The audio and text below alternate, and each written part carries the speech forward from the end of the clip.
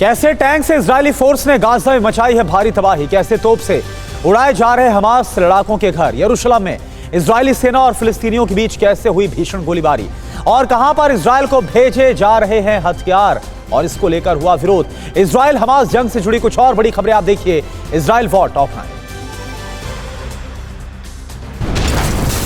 West Bank में Hamas commander का घर जमींदोज कर दिया गया। इजरायली फोर्स ने खालिद खरूशा के घर पर ताबड़तोड़ हमले किए, जिसमें खालिद का घर पूरी तरह से तबाह हो गया। दरअसल पहले घर में विस्फोटक लगाया गया और फिर घर उड़ा दिया गया।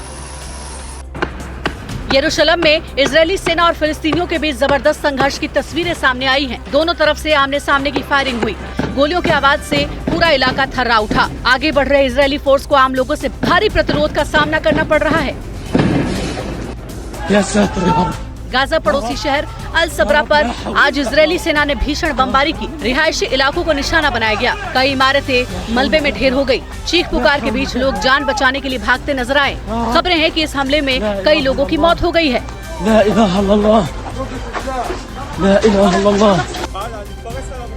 7 अक्टूबर को इजरायल में हुए नरसंहार का एक नया वीडियो सामने आया है, जिसमें हर तरफ लाशें बिछी नजर आ रही हैं। मरने वालों में सबसे ज्यादा महिलाएं शामिल हैं।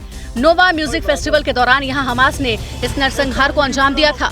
इस दौरान हमास ने 260 से ज्यादा लोगों को मौत के घाट उतार दिया था। इस बीच गाजा की लड़ाई से विध्वंसक तस्वीरें सामने आई हैं। उत्तरी गाजा में इजरायली सेना टैंक के साथ आगे बढ़ती नजर आई।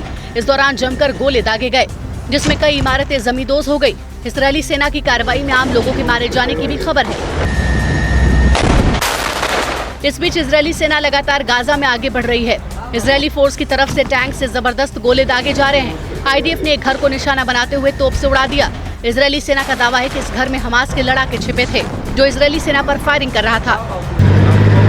उत्तरी मोर्चे पर इजरायली फोर्स पूरी तरह से अलर्ट हो गई है। दरअसल हिजबुल्लाह चीफ की स्पीच के बाद तनाव बढ़ गया है। हिजबुल्लाह की ओर से बड़े हमले का खतरा है। इजरायल पर हमले तेज होने की आशंका जाहिर की गई है, जिसको देखते हुए इजरायली सेना चौकस है।